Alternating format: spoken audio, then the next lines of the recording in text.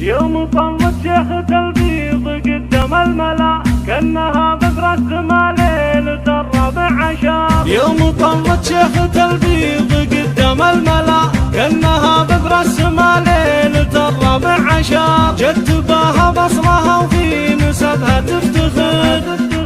وقفوا واستقبلوها يا كل الحاضرين وانثروا الورد الطبيعي مع انفاس. ارحبي يم العريس يا سمو الزين يا نادره بين البشار. بنت شيخ طيب الساس له قدر الوشاء من زحازيح النشا ما يشدون الظهر.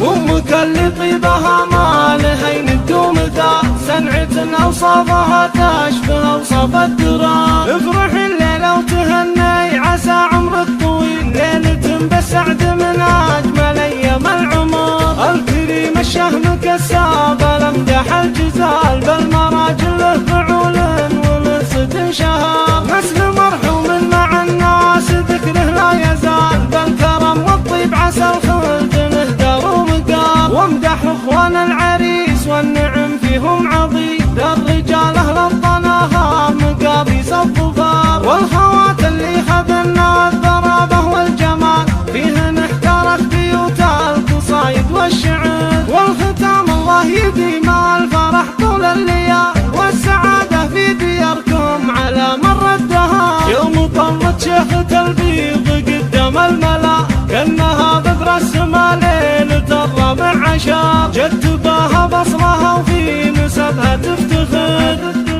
وقفوا واستقبلوها يا كل الحاضرين وانثروا الورد الطبيعي مع انفاس. ارحبي يم العريس يا سمو الزين يا نادره بين البشار. بنت شيخ طيب الساس له قدر الوشاء من زحازيح النشا ما يشدون الظهر. وامك اللي طيبها ما لها يندوم ذا صنعة اوصافها تشبه اوصاف الدرا. افرحي الليله وتهني عسى عمرك طويل ليله بالسعد من اجمل ايام العمر. الكريم الشهم كساب الامدح الجزال بالمراجل له فعول ومرصد شهاب. نسل مرحوم مع الناس ذكره لا يزال بالكرم والطيب عسى الخلد له دار ومقام. وامدح اخوان العريس والنعم فيهم عظيم الرجال اهل الطناها مقابيس الظفار. والخوات اللي خذلنا الضرابه والجمال فيهن احترت بيوت القصايد والشعر. والختام الله يديم الفرح طول الليل